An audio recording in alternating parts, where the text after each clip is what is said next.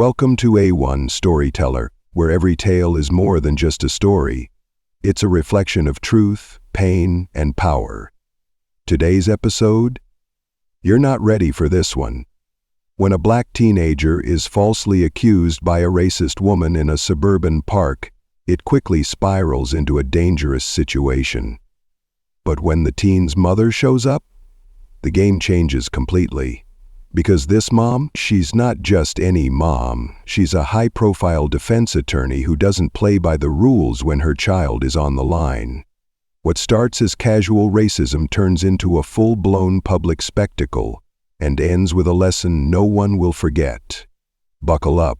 This is Racist Karen Calls Police on Black Teen. But freeze when she sees her mom. The sun beamed gently through the trees, dappling the sidewalk with golden light. It was a Saturday afternoon, and Lincoln Park buzzed with the sounds of laughter, barking dogs, and children chasing soccer balls. It was the kind of suburban calm that made people feel safe. 16-year-old Maya Thompson walked with her headphones in, soaking up the rare, peaceful moment. Dressed in joggers, a hoodie, and sneakers, she looked like any other teenager enjoying her weekend. Except Maya had something most others didn't. A straight-A student, the daughter of a high-powered attorney and a budding coder, Maya was already on track for scholarships and success. But to the world that didn't know her, she was just a black girl walking alone in a white neighborhood. Maya had just finished tutoring at the local library and decided to walk home through the park. Her backpack slung over one shoulder, she moved with calm confidence. Until she noticed a woman staring at her from across the grass, a blonde woman in her mid-40s dressed in a pastel tennis outfit, holding a small dog and a smartphone in her other hand. Her eyes narrowed the moment she saw Maya. The teen paused, instinctively sensing trouble. She turned up her music slightly and continued walking, choosing to ignore the glare. But the woman, Karen Simmons, as the neighborhood knew her, was not the type to let anything go unchecked, and today she'd made up her mind. Maya didn't belong there. "Excuse me," Karen's voice sliced through the air like a blade. "Hey, you!" Maya paused, turning her music down but not taking her headphones off. "Are you following someone? What are you doing here?" Karen demanded, walking toward her with that unmistakable energy, entitlement mixed with false concern. Maya blinked. "I'm just walking home." "Why?" Karen's lips curled. "Oh, don't give me that. I saw you circling the playground earlier. I'm calling the police." Maya frowned, confused. "I was reading on the bench. I wasn't bothering anyone." Karen scoffed. "Reading? Right, you people are always up to something." Maya's heart sank, not out of fear but disbelief. She had dealt with ignorance before, but this was targeted, intentional, dangerous. "Ma'am, I don't want any trouble," Maya said calmly, trying to de-escalate. "I'm leaving now." But Karen stepped in her path, phone already up. "Oh no, you don't. You're not going anywhere, not until the police get here." Maya instinctively reached for her phone. Her mom had always taught her what to do in these situations. Stay calm, record, don't escalate, but don't shrink. "You don't need to call anyone," Maya said firmly. "I have a right to be here." "Oh, I'll call all right. I'm sure the cops would love to know what you're really doing here. Breaking into cars? Waiting for someone to rob?" Maya's stomach turned. She hit record on her phone. "I'm going to record this interaction," she said, her voice steady, "for my safety." Karen scoffed but didn't stop. "Oh, please, go ahead. Everyone in this neighborhood knows me.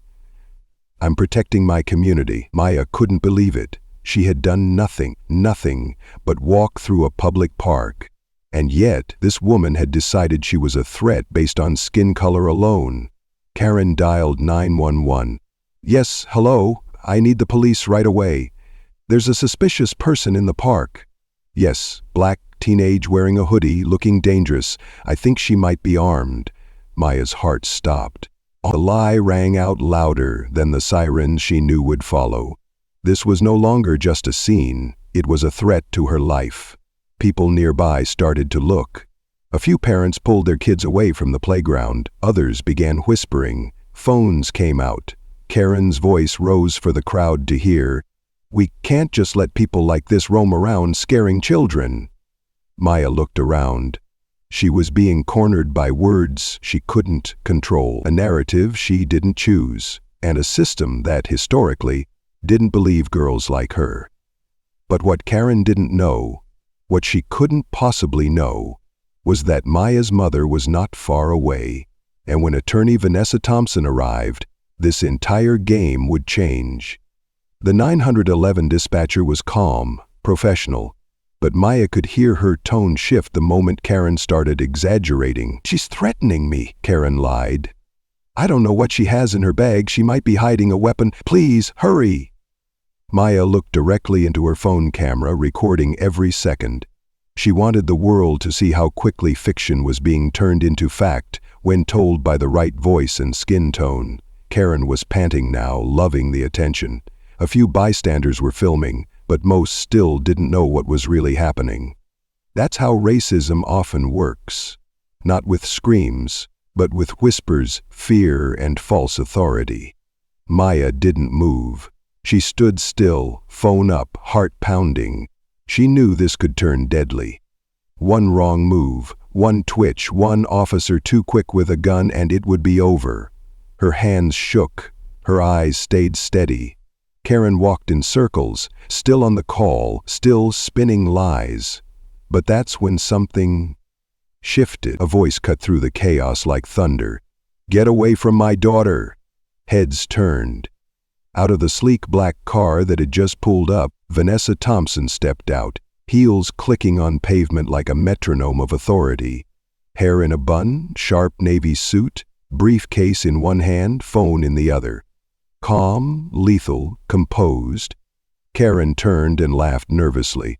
"Oh, thank God! You're her—" "Wait. Her mother?" Vanessa's eyes didn't blink.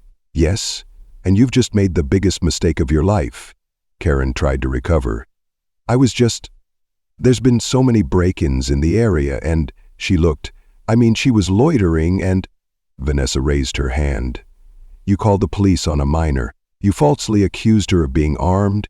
You incited fear. You publicly endangered her. And now, you're surrounded by witnesses, recordings, and the truth." The small crowd that had gathered was now listening. Some began whispering, recognizing Vanessa. "Isn't that the civil rights attorney from TV?" one person said. "Oh my God, that's her, the one who defended that college kid against the city." Karen's face began to lose color, and just in time. The police pulled up. 2 officers exited their patrol car, hand already near holsters. Before they could even approach Maya, Vanessa stepped forward and flashed her ID. State Bar of Georgia, Senior Defense Attorney, Civil Rights Division.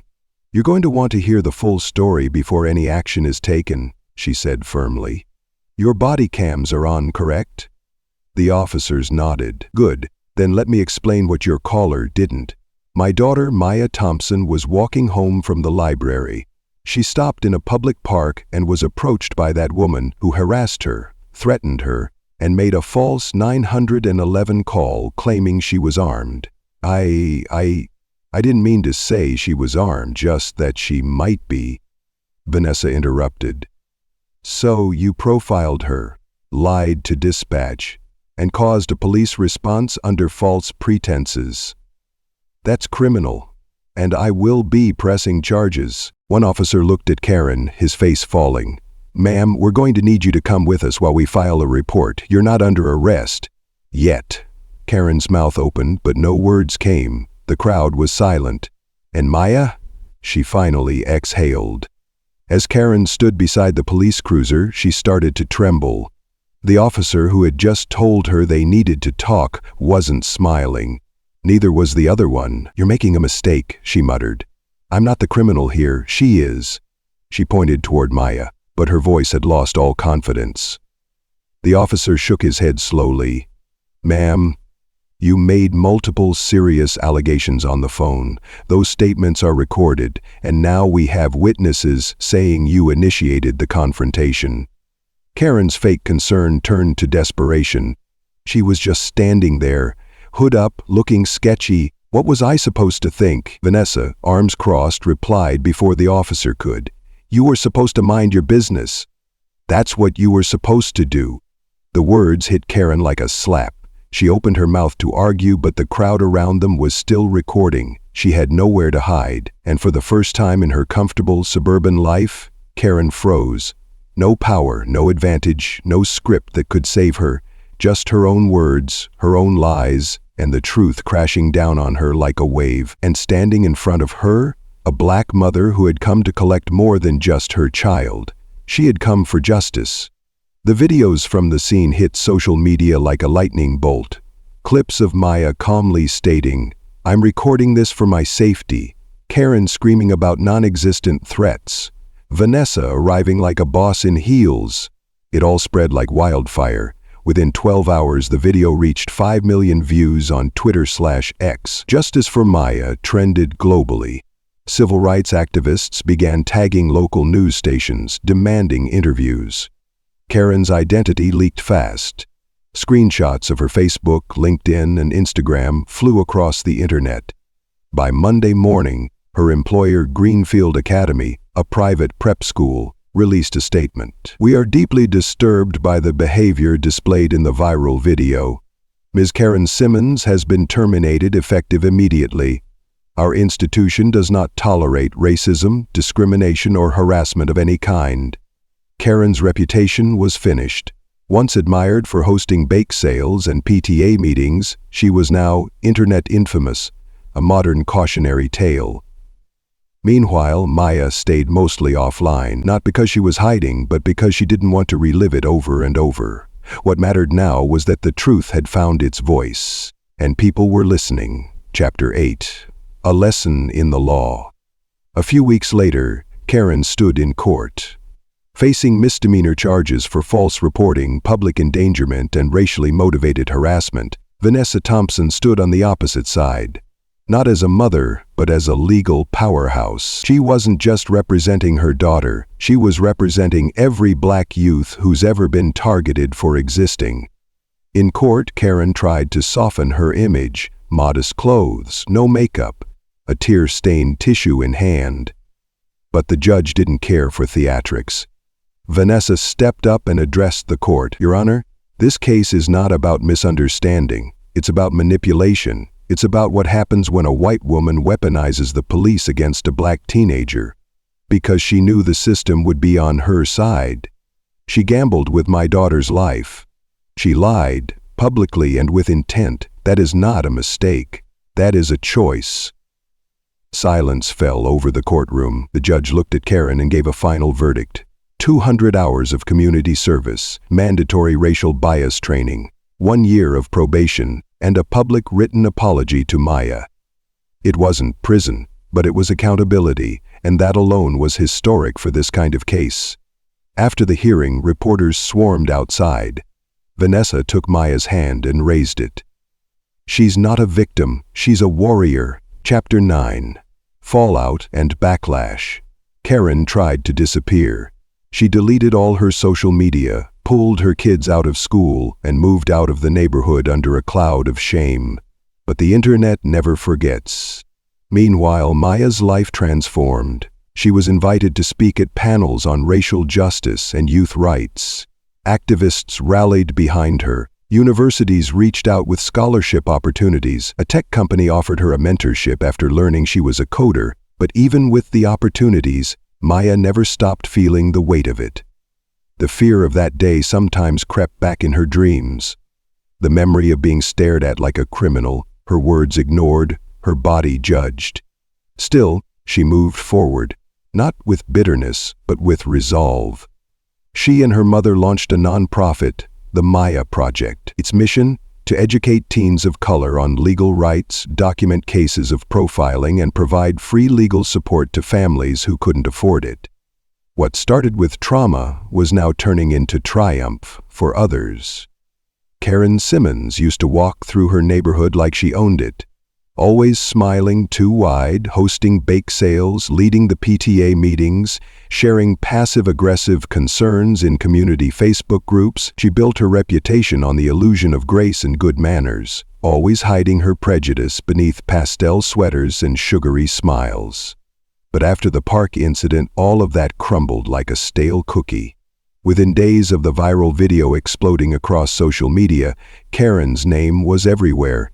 Her face was on every screen, often paused mid-screen. Eyes wild with entitlement, voice screeching about suspicious behavior. Screenshots of her social media flooded the internet. The same woman who once proudly shared videos of her kids' recitals and her yoga routines was now receiving death threats, public condemnation, and memes that immortalized her fall from suburban royalty. Her employer, Greenfield Academy, moved fast. In a world that had already seen too many Karens ruin lives without consequence, they refused to be another headline. In a public statement, they announced her termination, citing that her behavior violated the ethical and moral values of the school. Parents who once nodded politely at her in drop-off lines now pulled their children closer when they saw her. Karen tried to apologize, at first with denial, then with forced tears. But it was too late. The mask had slipped. The world had seen her for who she truly was. Meanwhile, Maya's world changed just as rapidly, but in the opposite direction. Though the trauma still clung to her in quiet moments, she was no longer just the girl who got profiled in the park. She was a symbol now of resilience, of strength, of dignity under fire. Civil rights organizations reached out. A local journalist called her the voice they couldn't silence. But Maya didn't care about the spotlight. She didn't want to be a celebrity. What she wanted was to make sure that no one else went through what she did. With her mother Vanessa, Maya launched the Maya Project, a nonprofit committed to educating teens of color about their legal rights, self-advocacy, and how to safely document police interactions. The project offered free workshops, digital toolkits, and a 24/7 hotline for legal guidance. Within weeks, the first community center event was standing room only. Teenagers brought notebooks, parents brought tears, and Maya brought the truth. Despite all the recognition, she still wrestled with what happened. Some nights, she couldn't sleep. The memory of Karen's screaming face haunted her. The fear of not being believed lingered. But Maya turned that fear into fuel. She told her story in schools, in church basements, on virtual town halls. She stood in her truth and made space for others to do the same. Karen may have tried to erase her, but instead she made her unforgettable. And the beauty of it? Maya didn't just reclaim her power, she used it to build an army of kids just like her, ready to fight for their right to exist without fear. The world had changed Maya, but now, Maya was changing the world right back. 6 months had passed since the day the world changed for Maya Thompson. The once quiet girl who kept her hoodie up and her voice down was no longer invisible. Now she stood tall, not just in her neighborhood but on stages across the country, speaking truth to power, commanding rooms with the same calm, composed strength she had shown that day in the park. But despite the applause and media praise, Maya stayed grounded. The fame didn't feed her ego, it fed her purpose. Her days were now filled with interviews, community meetings, and volunteer events through the organization she and her mother created, the Maya Project. Their mission was simple but powerful: to equip young black and brown kids with the knowledge to protect themselves, to understand their rights, and to know they are not alone. The project offered workshops on racial bias, legal rights, and digital safety. What began with pain had evolved into purpose, but even with all the progress, Maya still had quiet moments of reflection. One evening, as the sun dipped low behind their modest home, she and her mother sat on the back porch, sipping tea, wrapped in the golden light of a fading day. The air was warm, peaceful, the kind of stillness that felt earned. "Mom," Maya said, her voice low and thoughtful, "do you think she ever really learned anything?" Vanessa looked out at the horizon before answering. "I don't know, baby. Maybe she did, maybe she didn't. But she's not your responsibility. What matters is that you learned something, and you helped others learn too." Maya nodded, her eyes scanning the trees swaying gently in the breeze. "I'm not just that girl from the park anymore, am I?" Her mother smiled, her eyes soft and proud. "No, You're the girl who changed the narrative. As the sky deepened into a rich indigo, Maya realized that the fear, the humiliation, the rage, it hadn't broken her, it had built her. She hadn't just survived a racist attack, she had turned it into a movement, and now, somewhere out there, another teen walked a little taller, spoke a little louder, and felt a little safer. Because Maya Thompson had faced injustice, and didn't just walk away. She fought, and in doing so, she made the world a little more just. And that, my friends, is the powerful story of how a teenage girl stood face to face with racism, weaponized not with hate but with poise, knowledge, and the unstoppable love of a mother who refused to be silent. This isn't just Maya's story. It's the story of every black child who has ever been profiled for daring to exist, of every mother who had to swallow fear while demanding justice, and of every Karen who thought the system would protect her lies. But in this tale, truth had a louder voice.